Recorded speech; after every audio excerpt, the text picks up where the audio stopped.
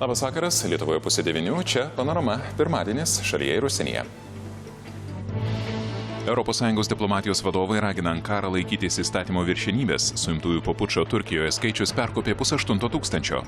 Respublikonų suvažiavime bus patvirtintas partijos kandidatas prezidento rinkimuose. Europos komisija Lietuvos pieno gamintojams skirs per 13 milijonų eurų paramos, dar tiek pat turės skirti valstybė. Černobylio atominės elektrinės apsauginėje zonoje gesinami miškų gaisrai, Lietuvoje oro tarša neužfiksuota. Vilniaus savivaldybė planuoja rengti 10 skverų. ES ir Jungtinės valstijos griežtai perspėjo Turkiją laikytis įstatymo viršenybės po nepavykusio perversmo, kuriuo esą negalima pateisinti smurto ir represijų. Pasak ES užsienio politikos vadovės, susidaro įspūdis, kad valdžia iš anksto buvo parengusi sulaikomų asmenų sąrašą. Padėtis Turkijoje viena iš svarbiausių temų bendrijos užsienio reikalų tarybos posėdyje, į kurį atvyko ir Amerikos valstybės sekretorius. ES diplomatijos vadovų sutikimas virto transatlantiniu. Tai pirmas kartas, kai ES užsienio reikalų taryba atvyko valstybės sekretorius. Puikiai žinote, kad ES buvo pirmoji pabrėžusi svarbą apginti demokratinės institucijas ir toliau smerkime pučą jo bandymus, bet taip pat raginame laikytis konstitucinės tvarkos, kad būtų išlaikyta įstatymo viršenybė. Mes taip pat raginame Turkijos vyriausybę užtikrinti šalyje ramybę ir stabilumą, taip pat laikytis aukščiausių pagarbos demokratinėms institucijoms reikalavimų, įstatymo viršenybės. Pučo organizatoriai turi atsakyti, bet svarbu laikytis demokratijos reikalavimų. Padėtis Sirijoje ir Libijoje tokie klausimai buvo anksčiau traukti į ministrų susitikimo darbotvarkę, bet viską užgožė žudynės Nicoje ir pučo pastangos Turkijoje, kuri labai nori bevizio režimo su ES ir netgi narystės, bet jos prezidentas kalba apie mirties bausmės atgaivinimą. Šiuo klausimu noriu aiškiai pasakyti, jokia šalis negali tapti ES nare, jeigu įves mirties bausmę. Užsienio reikalų taryboje dar vienas debiutantas, naujas Britanijos diplomatijos vadovas. Žinia, kurią atvežiau bičiuliams taryboje, kad turime vykdyti savo piliečių valią pasitraukti iš ES. Bet tai nereiškia, kad mes paliekame Europą. Nesirengėme atsisakyti vyraujančio vaidmens Europos bendradarbiavime ar dalyvavimo įvairioje veikloje. Borisas Džonsonas dar 28 komandos narys, bet kai kurios šalis nesutiko, kad vyktų visų ministrų vakarienė ir jų buvo atšaukta, kad neatrodytų, jog su Britanija prasidėjo oficialios darybos dėl pasitraukimo. Jos gali prasidėti tik, kai Londonas oficialiai paskelbs aktyvuojantis 50-ąjį Europos sutarties punktą. Lietuvos užsienio reikalų ministras su Jungtinės karalystės diplomatijos vadovu Briuselyje aptarė lietuvių imigrantų padėtį. Atkreipė dėmesį į padažnėjusius išpuolius prieš Lietuvos piliečius. Borisas Džonsonas žadėjo, kad tokie nusikaltimai bus vertinami labai rimtai ir užkardomi. Džonsono prosenelis yra kilęs iš Lietuvos, tad Lino Linkevičiaus pakviestas jis sutiko apsilankyti Lietuvoje. Vakarams perspėjus dėl bandymo grąžinti mirties bausmę Turkijoje, areštų lavina. Saugumo pajėgos surengė naujų reidų, sulaikė daugiau karininkų, jau suimta per 1500 žmonių. Žuvusių skaičius artėja prie 300, o prezidento Erdoano priešininkai abejoja, ar tai tikrai buvo bandymas surengti perversmą. Prezidentas Redžepas Tayyipas Erdoganas pažadėjo sunaikinti pučo virusą ir jau užgrotų tūkstančiai žmonių, aukštųjų karininkų ir eilinių, tarp 103 generolai ir admirolai. Elitinėje karinių oro pajėgų akademijoje naujas specialiųjų pajėgų reidas.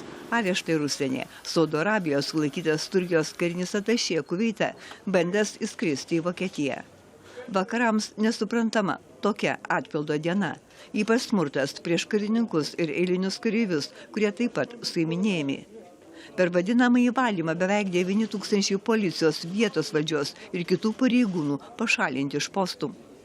Erdoanas atrodo nori duoti lemiamą smūgį savo buvusiam sąjungininkui, tapusiam mirtinų priešų, dvasininkui, kuris jau 15 metų gyvena Amerikoje, bet tebėra Turkijoje įtakingas.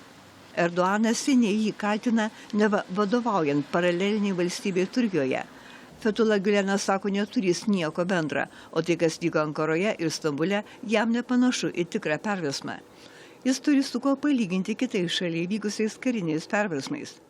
Onların binde birini bile tanımam, tanıdıklarım da... Kai pažvelgia į visą šį vaizdą, jis neatrodo kaip tikras perversmas. Per karinį perversmą sulaikomi valstybės lyderiai jų nelietė ir nepersekiojo. Bombarduoti tušti pastatai, šaudyta į nekaltus žmonės, į gatves išvesti tankai, bet nieko nedarė. Toks įspūdis, kad bandyta siekti kitų tikslų. Pasak dvasininko Gileno, jam susidaro įspūdis, kad prezidentas ir jo aplinka bando pašalinti tą kariuomenės dalį, kurios jis negali kontroliuoti. Dalis jos elito padėjo Erdoganui sulaikyti, nes nauda neva abipusė. Kariuomenė nuo šiol gali būti laikoma ne tik pasaulietinės valstybės, bet ir demokratijos gynėja. Turkijoje emocijos veržėsi per kraštus, kai laidojamos nepavykusio pučo aukos, taip pat mitinguose, į kuriuos žmonės renkasi ir Ankoroje, ir Stambule, kaip sako, demokratijos ginti. Ir net spaudos konferencijoje, kai premjeras kartoja savo vaikaičio klausimą, kodėl jie žudo žmonės. Atsižvelgusi į kritinę padėtį Lietuvos pieno sektoriuje, Europos komisija šalies pieno gamintojams skyrė daugiau kaip 13 milijonų eurų. Skaičiuojama, kad Lietuvos pieno ūkiai dėl pasaulinės krizės ir Rusijos embargo kritusių supirkimo kainų pernai patyrė 75 milijonus eurų nuostolių. Gamintojai teigia nebegalintys išlaikyti ūkių.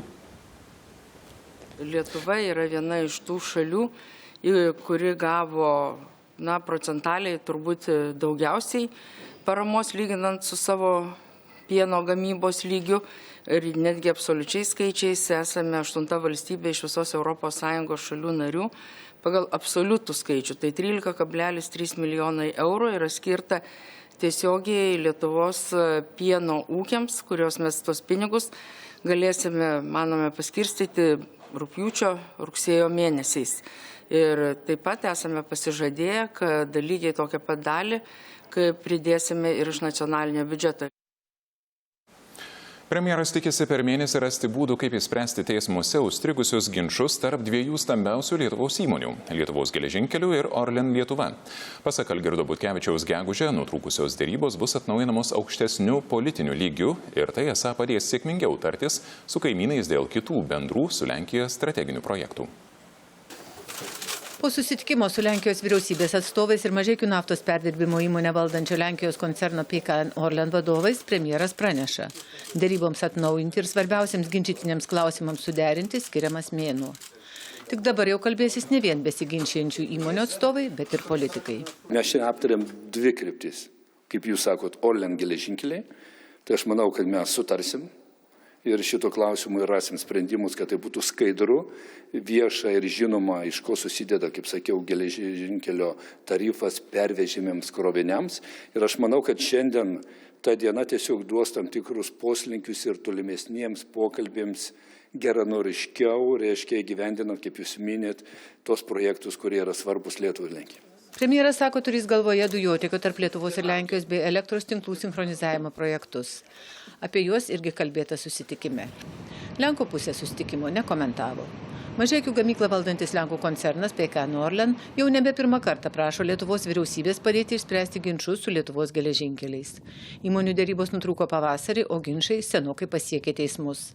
Krovinių pervežimo tarifais ir paslaugų kainomis nepatenkinta Orlen Lietuva siekia prisiteisti milijoninės sumas permokų. Lietuvos geležinkeliai teismuose bando išsiieškoti milijonus negautų pajamų.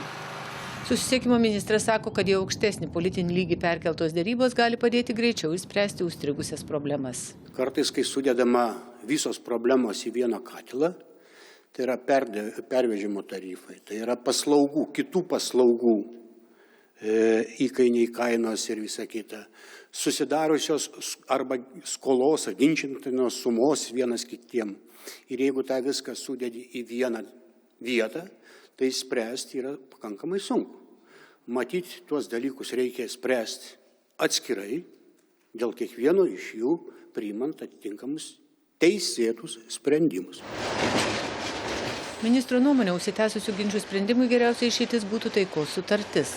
Tačiau abejoja, ar bus įgyvendinamas vienas iš pagrindinių Orlen Lietuvos pageidavimų atstatyti 19 km geležinkelio ruožą iki Latvijos sienos. Esą tai kainuotų labai brangiai, nes ko gero reikėtų rekonstruoti ir nuo ginčų pradžios sunykusi geležinkelį Latvių pusėje. Vėl iš užsienio. Jungtinėse valstijose, Clevelande, prasideda 4 dienas truksiantis respublikonų suvažiavimas, kuriame turi būti patvirtintas partijos kandidatas prezidento rinkimuose. Mieste itin sustiprintas saugumas, nes susirinko ne tik suvažiavimo delegatai, bet ir protestuotojai, kuriems Donaldo Trumpo kandidatūra nepatinka. Kuo garsėja Clevelandas, tai pora universitetų, kurie yra svarbus tyrimų centrai ir traukia jaunus protus. Taip pat krepšinio komanda, kurioje žaidžia pats LeBronas Jamesas ir kuri tapo NBA čempione. Anksčiau šioje komandoje yra žaidęs ir lietuvis Žydrūnas Ilgauskas. O šiomis dienomis Clevelandas ir vienas pasaulio politikos centrų. Vieta, kur prasideda respublikonų suvažiavimas, turintis tarti galutinį žodį dėl partijos kandidato prezidento rinkimuose. Kai kurios gyventojus nervina išdygusios užtvaros ir policija, kariai kiekviename žingsnėje. Bet ar galime ko kito tikėtis po virtinės šaudynių? Suvažiavimą nutarta netidėlioti, bet saugumas itin sustiprintas. Renkasi delegatai, prasidėjo demonstracijos prieš policijos savivalę, rasinę nelygybę, imigracijos draudimus ir prieš Donaldo Trumpo politiką. Delegatus iš Teksaso nesunku atpažinti iš skrybelių. Man panašu į 2004-uosius į suvažiavimą Niujorke. Tuomet taip pat buvo didelis pakilimas. Laukiame kažkokios naujos pradžios. Dabar vienaip ar kitaip vienijamės aplink Trumpą. Labai patenkinti, kad jis pasirinko Pensą viceprezidentu. Manau, lapkritį laimėsime. Bet nuomonių apklausose Donaldas Trumpas atsilieka nuo demokratų varžovės Hillary Clinton.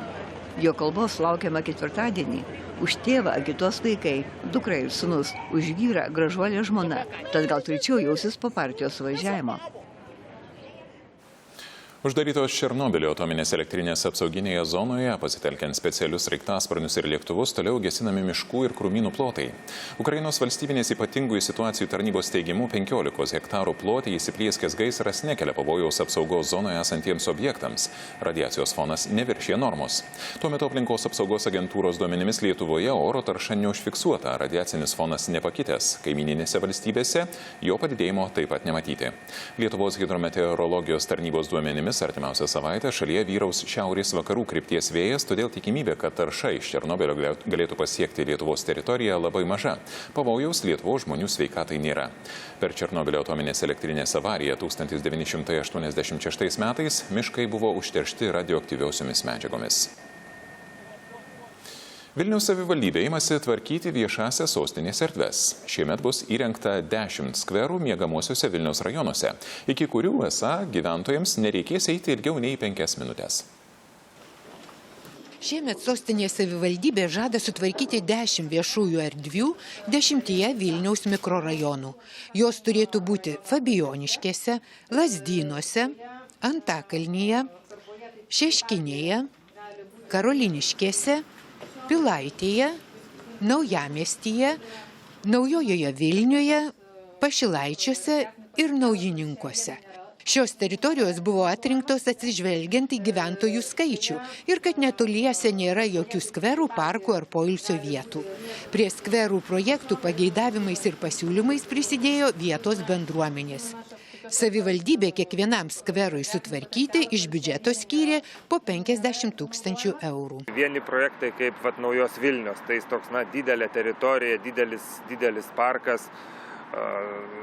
Jeigu paimsim, kokius nors naujininkus, tai ten vienas mažutis lokalus skverelis, bet tada tas vienas jis galėtų būti jau padarytas labai kokybiškai, labai preciziškai. Jeigu mes kalbėsime apie didesnę teritoriją, tai ten galėtų būti tiesiog didelė žalia erdvė su takais, su apšvietimu, su soleliais. Jau tada gal mažiau pinigų skirta tai pačiai erdvės įrangai. Žodžiu, manau, kad kiekviena erdvė yra specifinė ir kiekvienai reikia atskiro sprendimo. Štai 6 hektarų teritorija Antakalnio mikrorajone Vileišio gatvėje. Vieta graži, tačiau dominuoja šiukšlių konteineriai, vakare tamsu, nes nėra apšvietimo, vietovė nepasikeitusi nuo sovietmečio. Architektai siūlo Neries pakrantėse įrengti maudyklas, atidengti šaltinių vietas, nutiesti takus ir sukurti aktyvaus poilsio zonas. Bendruomenės lūkesčiai yra tokie, kad turėtume rasti galimybių iškeldinti šios teritorijos šiukšlių konteinerius arba jas pakeisti galbūt moderniais, nes atviri, lengvai prieinami šiukšlių konteineriai. Jie yra tokia erdvė, kurioje susirenka socialūs asmenys ir užduoda tam tikrą toną visai teritorijai, todėl dalis žmonių jaučiasi tiesiog nesaugus. Šiemet bus tvarkomi takai, suoleliai, įrengiamas apšvietimas ir dalyje Fabijoniškių alėjos. Visas projektas buvo derinamas su bendruomenėm, aktyviai bendradarbiaujant ir buvo nuspręsta, kad svarbiausia sukurti renginių vietą, kur sueitų pati bendruomenė ir kurtų pačių Fabijoniškių bendruomeniškumą, nes vyko šiais metais vaikų šventė, tai visa šita teritorija ir buvo užimta žmonėm.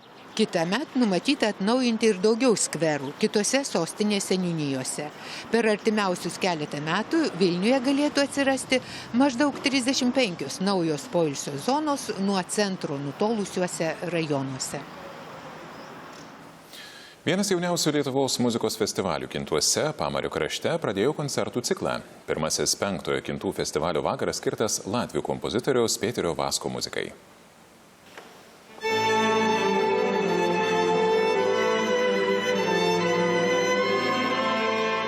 Vasarą Vilniuje įprastus kolektyvus gali išvysti nebent repetuojančius, kaip naujų idėjų kamerinio orkestrą Niko Rotušėje.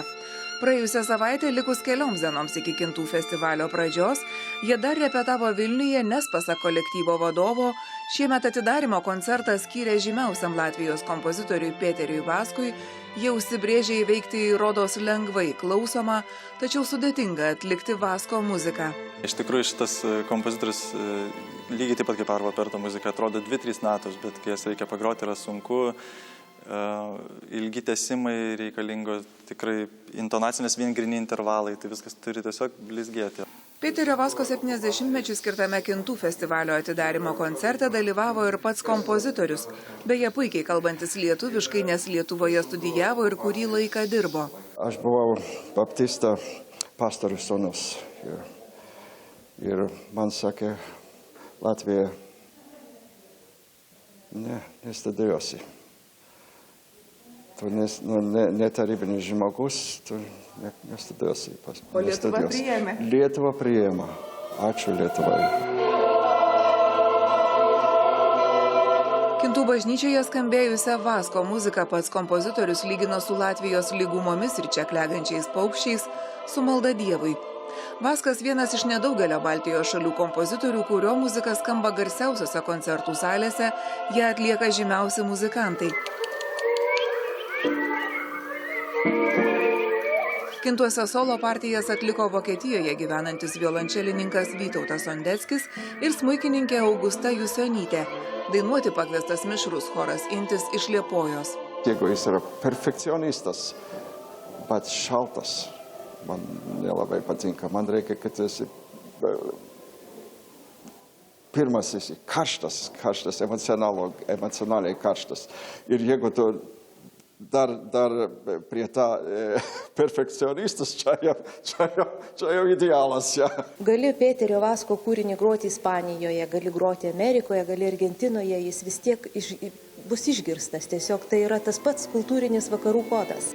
Prieš 5 metus į Kintus atvažiavęs koncertuoti naujų idėjų kamerinis orkestras, šiandien sako gyvenantis nuo festivalio iki festivalio. Muzika keičia ir miestelio gyvenimą. Jau dabar yra pokyčių. Visi miestelio žmonės, pievos šienaujamos, sūriai spaudžiami, giros raugiamos, vaišės mums daromos. Ta prasme, žmonės atneša tai, ką jie gali, jau kintiškiai tampa profesionaliais klausytojais tokių koncertų. Kitas festivalio koncertas jau šį trečiadienį atvyksta estų kilmės fagotininkas Martinas Kuskmanas. Baigsis festivalis Liepos 29-ąją. Kintų muzikos festivalio simfoninio orkestro koncertų. Į jį groti atvyks studentai iš užsienio. Panoramai tiek, netrukus aktualus interviu, sulaukite sporto ir orų. Malonaus vakaro su Lietuvos televizija.